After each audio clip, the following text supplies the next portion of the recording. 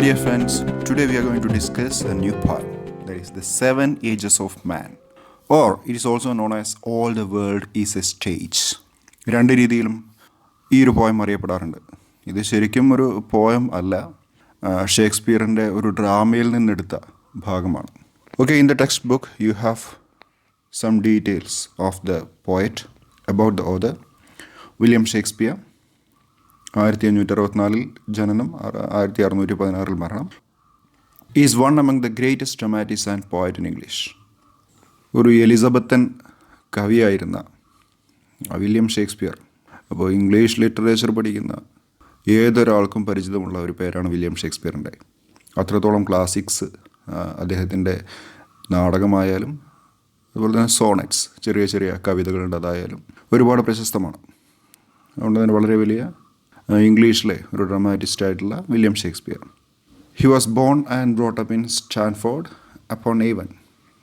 സ്റ്റാൻഫോർഡിലാണ് അദ്ദേഹം ജനിച്ചിട്ടുള്ളത്. And is often regarded as bard of Avon. അദ്ദേഹം അറിയപ്പെട്ടിരുന്നത് ഏവൻ്റെ കവി എന്നാണ്. ബാർഡ് എന്ന കവി അല്ലെങ്കിൽ പോയറ്റ് എന്നൊക്കെയാണ്. He wrote 37 plays and A large body of poetry. 37 നാടകങ്ങൾ അദ്ദേഹത്തിൻ്റെതായിട്ടുണ്ട്. അതുപോലെ തന്നെ ഒരുപാട് കവിതകളും ചെറിയ ചെറിയ കവിതകൾ ഒരുപാട് എഴുതിയിട്ടുണ്ട്. അതുപോലെ 154 സോണറ്റ്സും അദ്ദേഹം എഴുതിയിട്ടുണ്ട്. Some of his best poetry is to found in his plays. അദ്ദേഹത്തിൻ്റെ ഏറ്റവും നല്ല കവിതകൾ നമ്മൾ കാണുന്നത് അദ്ദേഹത്തിൻ്റെ നാടകങ്ങളിലാണ്. നാടകത്തിൽ മിക്കവാറും ഒരു പോയറ്റിക് ലാംഗ്വേജ് യൂസ് ചെയ്യാൻ അദ്ദേഹം ശ്രമിച്ചിരുന്നു. ഈ ഒരു കവിത എന്ന് പറയുന്നത് the 7 Ages of Man, the 7 Stages of A man's life, അതാണ് അല്ലേ. ഒരു മനുഷ്യ ജീവിതത്തിൻ്റെ 7 ഘട്ടങ്ങളിലൂടെ കടന്നു പോകുന്നതാണ് ഈ കവിത. Is an except from his play as you like it. As you like it എന്ന് പറഞ്ഞാൽ കോമഡിയാണ്. ഷേക്സ്പിയർ എഴുതിയ ഒരു സറ്റേറിക്കൽ അല്ലെങ്കിൽ ഹ്യൂമറസ് പ്ലേ ആണ് ആസ് യു ലൈക്ക് ഇറ്റ് എന്ന് പറയുന്നത്. അപ്പോൾ അതിലത്തെ ഒരു ഭാഗമാണ് ഈ ഒരു കവിത. Read and reflect. All the world is a stage is one of Shakespeare's most frequently quoted passages. ഈ ഒരു സംഗതി all the world is a stage എന്നുള്ള ഒരു കോട്ടിങ്, അത് പലപ്പോഴും ഒരുപാട് സ്ഥലങ്ങളിൽ കോട്ട് ചെയ്യപ്പെട്ട, എന്ന് വെച്ചാൽ ഒരു റെഫറൻസ് ആയിട്ട് ഉപയോഗിക്കപ്പെട്ട ഒരു കോട്ടാണ്. It's taken from the play as you like it. നേരത്തെ പറഞ്ഞതുപോലെ ഒരു പാസ്റ്ററൽ കോമഡി ആയിട്ടുള്ള ആസ് യു ലൈക്ക് ഇറ്റ് എന്നുള്ള ഡ്രാമയിൽ നിന്നെടുത്തതാണ് ഈ വരികൾ. And is spoken by the melancholic Jack in act 2 Scene 7. അപ്പോൾ ആസ് യു ലൈക്ക് ഇറ്റ് എന്നുള്ള ഡ്രാമയിലെ രണ്ടാമത്തെ ആക്റ്റിൽ സീൻ നമ്പർ 7 അല്ലേ, രണ്ടാമത്തെ ആക്റ്റിലെ സീൻ നമ്പർ 7 ജാക്ക് എന്ന് പറയുന്ന കഥാപാത്രം അവതരിപ്പിക്കുന്ന മോണോലോഗാണ് ഇത്. The poem compares the world to a stage and life to a play. ഈ പോയം കമ്പയർ ചെയ്യുന്നത് എങ്ങോട്ടാണ്? The poem compares the world to a stage. All the world is a stage എന്നാണ് പറഞ്ഞിട്ടുള്ളത് അല്ലേ. ലോകം തന്നെ ഒരു രംഗമാകുന്നു, ഒരു സ്റ്റേജ് ആകുന്നു. And life to a play, ജീവിതം എന്ന് പറയുന്നത് നാടകവും. And presents the 7 Stages of man's life. അപ്പോൾ ഇതിലൂടെ അവതരിപ്പിക്കുന്നത് 7 ഘട്ടങ്ങളാണ് ഒരു മനുഷ്യൻ്റെ ജീവിതത്തിലെ 7 ഘട്ടങ്ങൾ. Sometimes referred to as 7 Ages of man. Composed in free verse. ഈ കവിത എന്ന് പറയുന്നത് ഫ്രീ വേഴ്സാണ്, അതായത് അതിൽ റൈം സ്കീമും കാര്യങ്ങളൊന്നുമില്ല. It is narrative in style, ഒരു നെറേറ്റീവ് സ്റ്റൈലാണ്, കഥയൊക്കെ പറയുന്ന പോലെയുള്ള ഒരു ശൈലി. And enriched with strikingly beautiful figures of speech. ഒരുപാട് കാവ്യ അലങ്കാരങ്ങളൊക്കെ ഉപയോഗിച്ചിട്ടുള്ള ഒരു കവിതയാണ് ഇത്. Okay, let's get into the poem the 7 Ages of man or all the world is a stage. തുടക്കം തന്നെ all the world is a stage എന്നാണ്. വേൾഡ് അപ്പോസ്ട്രോഫി എസ് അങ്ങനെ വായിക്കേണ്ടത്. വേൾഡ് ഈസ്, ലോകം എന്ന് പറയുന്നത് ഒരു അരങ്ങാണ് അല്ലേ. ലോകം അരങ്ങാണ്, സ്റ്റേജാണ്. World is like a stage എന്നല്ല പറഞ്ഞത്, വേൾഡ് ഈസ് എ സ്റ്റേജ് എന്നാണ്. ലൈക്കും ആസും ഇല്ലാത്ത comparison. The world is like a stage എന്ന് പറയുകയാണെങ്കിൽ അതിനെ നമുക്ക് സിമിലി എന്ന് പറയായിരുന്നു. പക്ഷേ ഇവിടെ ലോകം തന്നെ അരങ്ങാകുന്നു എന്നാണ് പറഞ്ഞിട്ടുള്ളത്. അപ്പോൾ അത് മെറ്റഫറാണ്. സിമിലിയും മെറ്റഫറും നമ്മൾ ഈ ഒരു പോയത്തിൽ കാണാവുന്നതാണ്. ഓക്കെ, ഇപ്പോൾ ടൈറ്റിൽ എന്ന് പറയുന്നത് മെറ്റഫറിന് ഉദാഹരണമാണ്. And all the men and women merely players. ഇവിടുത്തെ പുരുഷന്മാരായാലും സ്ത്രീകളായാലും all the men and women are merely players. അവർ ആ നാടകത്തിൻ്റെ ആക്ടേഴ്സാണ്. പ്ലേയേഴ്സ് എന്ന് ഉദ്ദേശിക്കുന്നത് ആക്ടേഴ്സ് ആൻഡ് ആക്ട്രസസ് അല്ലേ. ഇപ്പോൾ ലോകമാകുന്ന സ്റ്റേജിൽ അഭിനയിക്കുന്ന ആക്ടേഴ്സ് ആണ് കേവലം. മിയർലി എന്ന് പറഞ്ഞാൽ കേവലം എന്നാണ് അർത്ഥം അല്ലേ, വെറും എന്നുള്ള അർത്ഥത്തിലാണ്. ഇപ്പോൾ സ്ത്രീ ആയാലും പുരുഷനായാലും ഈ ഒരു സ്റ്റേജിൽ കളിക്കുന്ന വെറും ആക്ടേഴ്സും ആക്ട്രസസും ആണ്. They have their exits and their entrances. ഓരോ കഥാപാത്രങ്ങൾക്കും വേദിയിലേക്ക് എൻട്രൻസ് ഉണ്ട് അല്ലേ. ഓരോരുത്തർ പ്രവേശിക്കും, അതിനുശേഷം അവരുടെ റോള് കളിച്ചിട്ട് അവരെന്ത് ചെയ്യും, എക്സിറ്റ് അടിക്കും. അതായത് ജീവിതമാകുന്ന നാടകത്തിൽ ഓരോരുത്തർക്ക് ജനനമുണ്ട്, അതായത് എൻട്രൻസ് ഉണ്ട്. അപ്പോൾ എൻട്രൻസ് എന്നുള്ളത് ശരിക്കും പറഞ്ഞാൽ എന്തിൻ്റെ പ്രതീകമായിരിക്കും, ബർത്തിൻ്റെ പ്രതീകമായിരിക്കും. എക്സിറ്റ് എന്ന് പറഞ്ഞാൽ ഡെത്തിൻ്റെ പ്രതീകമായിരിക്കും അല്ലേ. അപ്പോൾ അവർക്ക് ഓരോ കഥാപാത്രങ്ങൾക്കും അവരുടേതായിട്ടുള്ള എൻട്രൻസും അതുപോലെ തന്നെ എക്സിറ്റും ഉണ്ട്. And one man in his time place many parts. One man means A person in his time means in his life plays many parts. He has to play many roles in his life. That is, a person has different roles to act in his lifetime. A person has different roles അല്ലേ. ഒരു മനുഷ്യന് വ്യത്യസ്തങ്ങളായിട്ടുള്ള റോളുകൾ act ചെയ്യേണ്ടി വരും അയാളുടെ ജീവിതത്തിൽ. His acts being 7 ages. His acts അവൻ അഭിനയിക്കേണ്ടി വരുന്നത്, അതായത് അവൻ്റെ റോൾ എന്ന് പറയുന്നത്, the role he plays are 7 ages. There are 7 phases in his life. ഒരേ കഥാപാത്രത്തിൻ്റെ 7 തലങ്ങൾ, 7 ഘട്ടങ്ങൾ അവന് അഭിനയിക്കേണ്ടതായിട്ട് വരും. ആദ്യത്തെ ഘട്ടം എന്ന് പറയുന്നത് ഏതാണ്, അറ്റ് ഫസ്റ്റ്. ഇപ്പോൾ ഫസ്റ്റ് ഏജ്, അതായത് ഫസ്റ്റ് ഫേസ് ഓഫ് ലൈഫ് എന്ന് പറയുന്നത് ഇൻഫൻറ്റ് സ്റ്റേജ് ആണ് അല്ലേ. ജനിച്ച ഉടനെയുള്ള ആ കാലഘട്ടം, ശൈശവം. At first the infant mewling and puking in the nurse's arms. Infant ആയിരിക്കെ അവൻ എന്ത് ചെയ്യും, he will mewl. Mewl means crying softly, വളരെ മൃദുവായിട്ട് കരയുക അല്ലേ, ഫീബിൾ ക്രൈ എന്ന് പറയാം. അവൻ കരയും, ചെറിയ കുട്ടിയല്ലേ. ആൻഡ് പ്യൂക്ക് എന്ന് പറഞ്ഞാൽ വോമിറ്റ് എന്നാണ് അർത്ഥം. Vomit, VOMIT, ഛർദ്ദിക്കുക. എവിടെ, ഇൻ ദ നേഴ്സസ് ആംസ്. തന്നെ പരിചരിക്കുന്ന നേഴ്സിൻ്റെ കയ്യിൽ അവൻ വോമിറ്റ് ചെയ്യും. അതുപോലെ തന്നെ അവൻ ഏത് നേരം കരഞ്ഞുകൊണ്ടിരിക്കും. അപ്പോൾ ആ ഒരു റോളാണ് മനുഷ്യൻ്റെ ആദ്യത്തെ റോൾ എന്ന് പറയുന്നത്. നെക്സ്റ്റ് സെക്കൻഡ് റോൾ എന്താണ്, then the whining school boy. Whining means complaining. കുട്ടികൾ അങ്ങനെയല്ലേ, ഏത് നേരവും കംപ്ലൈൻറ്റ് പറഞ്ഞുകൊണ്ടിരിക്കും. വിത്ത് ഹിസ് സേച്ചൽ, അവന് സ്കൂൾ ബാഗ് ധരിച്ചിട്ടുണ്ടാവുമല്ലോ. Second stage is a complaining school boy wearing a satchel means wearing a bag with shoulder straps. Satchel അല്ലേ, SATCHEL. സാച്ചലിൻ്റെ meaning bag എന്നാണ്. Bag with shoulder straps. തോൾ സഞ്ചി എങ്ങനെയല്ലേ, ഷോൾഡർ സ്ട്രാപ്പ് ഉണ്ടാവും. അപ്പോൾ സ്ട്രാപ്പുള്ള school bag ധരിച്ച വിദ്യാർത്ഥി അവനെങ്ങനെയാണ്. And shining morning face. സ്കൂളിലേക്ക് പുറപ്പെടാൻ പൗഡറൊക്കെ ഇട്ട് ഉഷാറായതാണ്. Shining morning face. His face is shining like morning. He has a shining pleasant face or bright face. പ്രകാശമാനമായ മുഖത്തോടു കൂടിയവൻ. അവൻ സ്കൂളിലേക്ക് പോകുന്നത് എങ്ങനെയാണ്, ക്രീപ്പിംഗ് ലൈക്ക് സ്നെയിൽ. ക്രീപ്പ് എന്ന് പറഞ്ഞാൽ ഒച്ചിൻ്റെ അല്ലെങ്കിൽ പാമ്പിൻ്റെ പോലെയൊക്കെയുള്ള ചലനം അല്ലേ. To move slowly with the abdomen close to the ground. വയറ്റിൽ ഇഴഞ്ഞു പോകുന്നത് പോലെ, ഇഴഞ്ഞു പോവുക. എങ്ങനെ, ഏതുപോലെ, ലൈക്ക് സ്നെയിൽ. ഒരൊച്ചിനെ പോലെ അവൻ ഇഴഞ്ഞുകൊണ്ടാണ് സ്കൂളിലേക്ക് പോകുന്നത്. ഇപ്പോൾ രണ്ടാമത്തെ സ്റ്റേജ് എന്ന് പറയുന്നത് സ്കൂൾ ബോയ് ആണ്. വെറും സ്കൂൾ ബോയ് അല്ല, വൈനിങ്, കംപ്ലൈനിങ്. അവൻ്റെ സ്വഭാവം അതാണ്. കംപ്ലൈൻറ്റ് ചെയ്തുകൊണ്ട് സ്കൂൾ ബാഗ് തോളത്തിട്ടുകൊണ്ട് ഒരു ഷൈനിങ് ഫേസോടുകൂടി ഒച്ചിനെ പോലെ ഇഴഞ്ഞുകൊണ്ട് അൺവില്ലിംഗ്ലി ടു സ്കൂൾ. പോകാൻ ആഗ്രഹമൊന്നുമില്ല അല്ലേ. He is reluctant, he is lazy to go to school. അങ്ങനെ മടിച്ച് അവൻ സ്കൂളിലേക്ക് പോയിക്കൊണ്ടിരിക്കുകയാണ്. അങ്ങനെ സ്കൂൾ ബോയുടെ ഘട്ടം കഴിഞ്ഞു. മൂന്നാമതായിട്ട് വരുന്ന സ്റ്റേജാണ് ദെൻ ദ ലവേഴ്സ് സ്റ്റേജ്. കൗമാര കാലഘട്ടം കഴിയുമ്പോഴത്തേക്ക് എന്താവും, അവനൊരു ലവറിൻ്റെ റോള് അഭിനയിക്കേണ്ടി വരും. സൈയിങ് ലൈക്ക് ഫർണിസ്. സൈയിങ്, നെടുവീർപ്പിടുന്നതിനെയാണ് സൈ എന്ന് പറയുക അല്ലേ. ഇപ്പം നേരത്തെ നമ്മൾ ക്രീപ്പിംഗ് ലൈക്ക് എ സ്നെയിൽ എന്ന് കണ്ടിരുന്നു. അവിടെയും നമുക്കൊരു ഫിഗർ ഓഫ് സ്പീച്ച് കാണാം. അത് മറ്റൊന്നുമല്ല, ഒരു ഒച്ചിനെ പോലെ ഇഴയുക എന്ന് പറയുമ്പോൾ the movement of the student is compared to creeping like snail. It is a simile കേട്ടോ, SIMILE, സിമിലി. അതുപോലെ തന്നെ ഇവിടെയും സൈയിങ് ലൈക്ക് ഫർനെസ് എന്ന് കാണാം. ദ സൈയിങ് ലൈക്ക് ഫർണീസ് എന്ന് പറഞ്ഞാൽ തീച്ചൂള അല്ലെങ്കിൽ ഉല എന്നൊക്കെ പറയും. അവൻ നെടുവീർപ്പിടുകയാണ്. ഒരു ഫേണീസിൻ്റെ ശബ്ദത്തോടുകൂടി തീച്ചൂളയിൽ കാറ്റടിക്കുന്ന സമയത്തുള്ള ചൂടും അതുപോലെ തന്നെ ആ സൗണ്ടുമൊക്കെ അവൻ്റെ നെടുവീർപ്പിലുണ്ട്. ഒരു ലവറിൻ്റെ നെടുവീർപ്പ് എന്ന് പറയുന്നത് അത്യധികം ചൂടുള്ള നെടുവീർപ്പാണല്ലേ. So sighing like a furnace with a woeful ballad. Woeful, sorrowful. ഒരു വിരഹ കവിയെ പോലെ അവനങ്ങനെ നെടുവീർപ്പിടുകയാണ്. ബാലറ്റ് റൊമാൻറ്റിക് സോങ്ങിനെയൊക്കെയാണ്, അല്ലെങ്കിൽ നാടോടിപ്പാട്ട്, അല്ലെങ്കിൽ വീരഗാഥ, അതിനൊക്കെ ബാലഡ് എന്ന് പറയാറുണ്ട്. വോഫുൾ മീൻസ് സാഡ്, സോറോഫുൾ ദുഃഖപൂരിതമായ. ഇപ്പോൾ ലവറിൻ്റെ ഒരു സ്വഭാവമാണ് പറയുന്നത്, ഹീസ് സൈങ് ലൈക്ക് ഫേർണീസ്.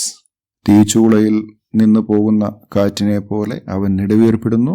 അതുപോലെ തന്നെ അവൻ പാടുന്നുണ്ട് ദുഃഖപൂർണമായിട്ടുള്ള ഒരു റൊമാൻറ്റിക് സോങ് ആണ് പാടുന്നത്, ഒരു വിരഹകവിയെ പോലെ. ആർക്ക് വേണ്ടിയിട്ടാണ് ആ ബാലഡ് എഴുതിയിട്ടുള്ളത്? Made to his mistress eyebrow. Mistress എന്ന് ഉദ്ദേശിക്കുന്നത് ലവർ എന്നുള്ള അർത്ഥത്തിലാണ്. ആ ബാലഡ് എഴുതിയിട്ടുള്ളത് അവൻ്റെ മിസ്ട്രസിൻ്റെ, ലവറിൻ്റെ ഐബ്രോയെ വർണ്ണിച്ചുകൊണ്ടാണ്. Means the song is about her physical beauty. അടുത്തൊരു ഘട്ടം എന്ന് പറയുന്നത് ഒരു സോൾജറിനെ പോലെ അഭിനയിക്കുന്ന മനുഷ്യനാണ്. എങ്ങനെയാണോ soldier? He is full of strange oaths. Oath പറഞ്ഞാൽ പ്രതിജ്ഞ എന്നാണ് അർത്ഥമല്ലേ. ദ സോൾജർ സ്വേസ് ഈവൻ ഓൺ ഇമ്പോസിബിൾ തിങ്സ്. ഭയങ്കര ധീരനാണെന്നാണ് വെപ്പ്. ഇപ്പോൾ ധീരത ആവശ്യമുള്ള കാര്യങ്ങളൊക്കെ ചെയ്യാൻ മനസ്സിനെ പരുവപ്പെടുത്തിയ ഒരു ഘട്ടം. He acts like a soldier. Unbearded like the pard. Pard means leopard. ഒരു ലെപ്പേർഡിനെ പോലെ താടിയുള്ള ധീര കൃത്യങ്ങളെല്ലാം ചെയ്യാൻ മനസ്സിനെ പരുവപ്പെടുത്തിയ ഒരാൾ. പക്ഷേ അവനൊരു കുഴപ്പമുണ്ട്. He is jealous in honour, അല്ലേ. He wants to be honoured more than others. മറ്റുള്ളവർക്ക് അംഗീകാരം കിട്ടുന്നതിൽ മൂപ്പർക്ക് അസൂയയാണുള്ളത്. Jealous in honour means he is jealous when others are honoured, but he needs the honours more than others. മറ്റുള്ളവരേക്കാൾ കൂടുതൽ honour കിട്ടണമെന്ന് ആഗ്രഹമുള്ള ഒരു സ്റ്റേജാണത്. അതുപോലെ തന്നെ sudden and quick in quarrel. He quickly gets engaged in disputes. പെട്ടെന്ന് തന്നെ ക്വാറൽ എന്ന് പറഞ്ഞാൽ വഴക്ക് എന്നാണ് അല്ലേ. വളരെ ക്വിക്കായിട്ട് മറ്റുള്ളവരുമായിട്ട് ഇടയാൻ, വഴക്കിടാൻ വേണ്ടിയിട്ടുള്ളൊരു ടെൻഡൻസി ഉള്ള കാലമാണത്. Seeking the bubble reputation. Seek എന്ന് പറഞ്ഞാൽ അന്വേഷിക്കുക, എൻക്വയർ എന്നുള്ള അർത്ഥമാണ്. അവൻ ആഗ്രഹമുണ്ട് എന്തിനാ? He wishes to get fame. Reputation എന്ന് പറഞ്ഞാൽ ഫെയിം, ആദരവ് കിട്ടാൻ. ആ ആദരവ് എങ്ങനത്തെ ആദരവാണ്? ബബിൾ റെപ്യൂട്ടേഷനാണ്. താൽക്കാലികമായിട്ടുള്ള. ബബിൾസിൻ്റെ കാര്യം നമുക്കറിയാം, പെട്ടെന്ന് തന്നെ വരികയും പെട്ടെന്ന് തന്നെ പോവുകയും ചെയ്യും, താൽക്കാലികമാണ്. അപ്പോൾ താൽക്കാലികമായ റെപ്യൂട്ടേഷന് വേണ്ടി, ഫെയിമിന് വേണ്ടി അടപടലം പരിശ്രമിക്കുന്ന ഒരു വ്യക്തിയാണ്, അല്ലേ. He wishes to get fame even though it is very transitory. ആ ബബിൾ റെപ്യൂട്ടേഷൻ കിട്ടാൻ വേണ്ടിയിട്ട് അവൻ ആഗ്രഹിക്കുന്നു. എവിടെ പോലും, even in the cannon's mouth. ഒരു പീരങ്കിയുടെ വായയിലാണെങ്കിൽ പോലും അവൻ എന്തിനു ശ്രമിക്കും? ചത്താലും വേണ്ടില്ല, ആ ഒരു ഫെയിം കിട്ടണം, തനിക്ക് ആദരവ് കിട്ടണം എന്നുള്ള ഒരു ചിന്ത അവനുണ്ടാകും, അല്ലേ. Even in the cannon's mouth എന്ന് ഉദ്ദേശിക്കുന്നത് എന്താണ്? For fame he is willing to endanger his life. സ്വന്തം ജീവൻ അപകടപ്പെടുത്തിയാണെങ്കിലും ശരി ആ ഫെയിം കിട്ടണം എന്നുള്ളൊരാഗ്രഹമാണ് അവനുള്ളത്. അങ്ങനെ സോൾജറിൻ്റെ ഘട്ടം കഴിഞ്ഞു. അടുത്ത സ്റ്റേജാണ് എന്ത്?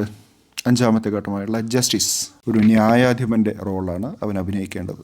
ആ ന്യായാധിപൻ്റെ ഒരു ഫിസിക്കൽ ഫീച്ചർ പറയുന്നുണ്ട്. In fair round belly. അവനൊരു കുടവയറൊക്കെയുള്ള ആളായിട്ട് മാറുന്നു. Round belly. ബെല്ലി എന്ന് ഉദ്ദേശിക്കുന്നത് stomach. In fair means beautiful. Round belly, ഒരു പോട്ട് ബെല്ലി, കുടവയറോട് കൂടിയ ഒരു ന്യായാധിപൻ. Good capon lined. ആ ബെല്ലി എങ്ങനെയാണ്? In the stomach it's full of good capon. Capon എന്ന് ഉദ്ദേശിക്കുന്നത് കാസ്ട്രേറ്റഡ് മെയിൽ ചിക്കനെയാണ്. അതായത് ഇറച്ചിക്ക് വേണ്ടി വളർത്തുന്ന പ്രത്യുൽപാദന ശേഷിയില്ലാത്ത മെയിൽ ചിക്കൻ, പൂവൻ കോഴി, അതിൻ്റെ ഇറച്ചി, അത് നിറഞ്ഞ കുടവയർ. That is the stomach of that justice is filled with the meat of capon. With eyes severe. അദ്ദേഹത്തിൻ്റെ കണ്ണുകൾ എങ്ങനെയാണ്? വളരെ സിവിയർ ആണ്, ഇൻറ്റൻസ് ആണ്. He has a grave and intense look. അവൻ്റെ ദൃഷ്ടി എന്ന് പറയുന്നത് വളരെ രൂക്ഷമായ ദൃഷ്ടിയാണ്. And beard of formal cuts. വളരെ നീറ്റായിട്ട് കട്ട് ചെയ്തിട്ടുള്ള താടിയാണ്. ഫോർമൽ കട്ടാണ് അല്ലേ പുള്ളിക്കാരനുള്ളത്. Full of wise saws. അദ്ദേഹത്തിൻ്റെ സംസാരം എന്ന് പറയുന്നത് വളരെ ബുദ്ധിപൂർവമായിട്ടുള്ളതാണ്. Vice sauce. സോസ് എന്ന് പറഞ്ഞാൽ അതിൻ്റെ അർത്ഥം സേയിങ്സ് എന്നാണ്, അല്ലെങ്കിൽ വേർഡ്സ്, ചൊല്ലുകൾ എന്ന് പറയാം, അതല്ലെങ്കിൽ സംസാരം എന്ന് പറയാം. അപ്പോൾ അദ്ദേഹം വളരെ വൈസായിട്ടുള്ള രീതിയിലാണ് സംസാരിക്കുക. അദ്ദേഹത്തിൻ്റെ വേർഡ്സ് വളരെ വൈസായിട്ടുള്ളതാണ്. And modern instances. അദ്ദേഹത്തിൻ്റെ സംസാരത്തിൽ പുതിയ പുതിയ കാലത്തെ ഉദാഹരണങ്ങളെല്ലാം ഉണ്ടാകും, അല്ലേ. മോഡേൺ എന്ന് വെച്ചാൽ നവീനമായിട്ടുള്ള, പുതിയ കാലത്തിൻ്റെ എന്നൊക്കെ അല്ലേ. ഇൻസ്റ്റൻസ് ആണ് എക്സാമ്പിൾസ്. അതിൻ്റെ അർത്ഥം he is up to date എന്നാണ്. സമകാലീന സംഭവങ്ങളെല്ലാം ഉദ്ധരിച്ചുകൊണ്ടാണ് അദ്ദേഹം സംസാരിക്കുക. വളരെ ഫോർമലായ താടിയുള്ള, കണ്ണുകളിൽ രൂക്ഷമായ ലുക്കോട് കൂടിയ, ചിക്കൻ തിന്ന് വീർത്ത കുടവേറുമായിട്ടുള്ള ജസ്റ്റിസ്. അങ്ങനെ and so he place his part. അങ്ങനെ അദ്ദേഹം തൻ്റെ നാടകത്തിൻ്റെ ഭാഗം അഭിനയിക്കുന്നു. അടുത്തത് 6ാമത്തെ ഘട്ടം എന്ന് പറയുന്നത് the 6th age shifts into a lean and slippered pantaloon. അങ്ങനെ കുടവയറിൻ്റെ ഘട്ടം കഴിഞ്ഞു. പിന്നീട് അവൻ എങ്ങനെയായിട്ട് മാറും? 6ാമത്തെ ഘട്ടത്തിൽ ഷിഫ്റ്റ്സ്, അവിടെ ഒരു ചേഞ്ച് ഉണ്ടാവുകയാണ്. ഇൻ ടു എ ലീൻ, വളരെ മെലിഞ്ഞ, അല്ലേ? ലീൻ എന്ന് പറഞ്ഞാൽ ഫാറ്റ് എന്നുള്ളതിൻ്റെ ഓപ്പോസിറ്റ് ആണല്ലോ. ആൻഡ് സ്ലിപ്പേഡ് പാൻറ്റലൂൺ, മെലിഞ്ഞ ആളാണ്. അതുപോലെ തന്നെ സ്ലിപ്പേഡ് മീൻസ് വെയറിങ് സ്ലിപ്പേഴ്സ്, വള്ളിച്ചെരുപ്പിട്ട. പാൻറ്റലൂൺ ബഫൂൺ എന്നേ അർത്ഥമുള്ളൂ, ഒരു കോമാളിയെ പോലെ ആയിട്ടുള്ള. വിത്ത് സ്പെക്ടിക്കിൾസ് ഓൺ നോസ്, മൂക്കിൻ്റെ മുകളിലാണ് കണ്ണട ധരിച്ചിട്ടുള്ളത്. സ്പെക്സ് മൂക്കിൻ്റെ മുകളിലാണ് ധരിച്ചിട്ടുള്ളത്. ആൻഡ് പൗച്ച് ഓൺ സൈഡിലാണെങ്കിൽ അവൻ്റെ 2 രീതിയിൽ ഈ പൗച്ചിനെ നമുക്ക് പറയാം. സഞ്ചി എന്ന് പറയാം. അതുപോലെ തന്നെ ഫേസിൻ്റെ ഇരുവശങ്ങളിലായി തൂങ്ങിക്കിടക്കുന്ന കവിളുകൾ, അല്ലേ? ചിലവരുടെ വയസ്സായി കഴിഞ്ഞാൽ തടിച്ച കവിളുകൾ പിന്നീട് ചുരുങ്ങുന്ന സമയത്ത് 2 കവിളുകളും തൂങ്ങിക്കിടക്കും.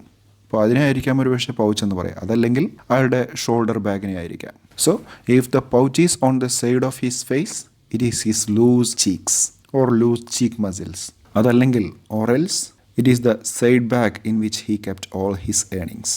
തൻ്റെ സമ്പാദ്യമെല്ലാം സൂക്ഷിച്ച, ചാവണ സമയത്ത് സമ്പാദ്യമൊന്നും കൊണ്ടുപോകില്ല എന്ന് പറയാം, പക്ഷേ ആ സമ്പാദ്യവും കെട്ടിപ്പിടിച്ച് നടക്കുന്ന വളരെ ലീനായിട്ടുള്ള ഒരു കോമാളിയെ പോലെ ആ ഘട്ടമാണ് 6ാമത്തെ ഘട്ടം.